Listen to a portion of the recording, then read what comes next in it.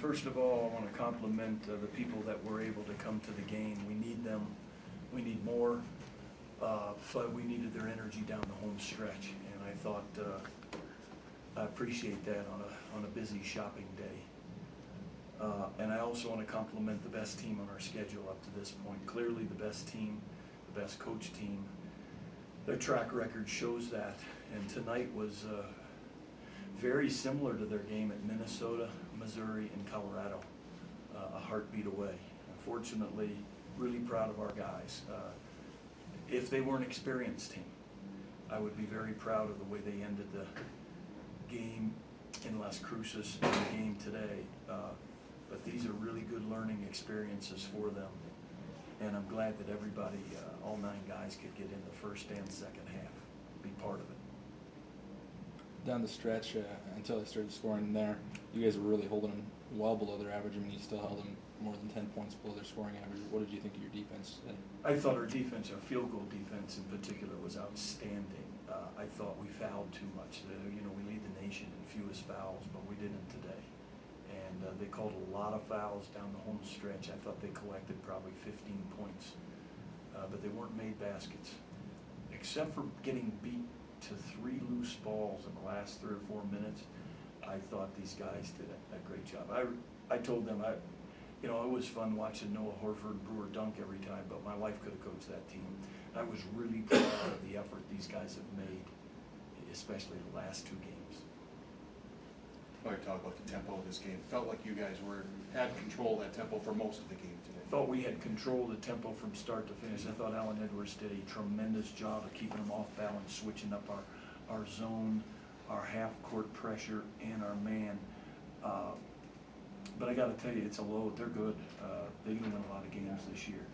And to finish the game the way we want to, we never had a turnover the last 7 minutes, and we made 85 or 88% of our free throws. You need to finish games in the high school, college, and NBA level that way. So that's why I was really proud of these guys.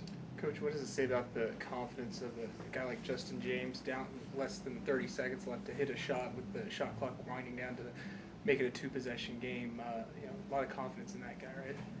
I told Ryan this after our Las Cruces game that, one of the proudest moments are that we've had a chance to almost buy in. I'm not this age guy and this experienced guy and this young guy. It makes me nauseous hearing and reading about that. We're ready to play. We need to be ready to play. But what we've tried to buy in is we don't know our guys well enough yet. We need to give them an opportunity, inclusiveness. And what's happened the last couple games in the Pan Am Center was Naughton and JJ. Today, Trey Washington makes a huge 3. We get the ball inbounds 3 times the way we wanted to and get it to our foul shooters, McManamen and Adams. Like, a lot of guys contributed to those plays. And I'm just happy it's been different guys on different days, because that's how you sort of walk through a new era. Coach, you battled on the boards pretty good after, last couple.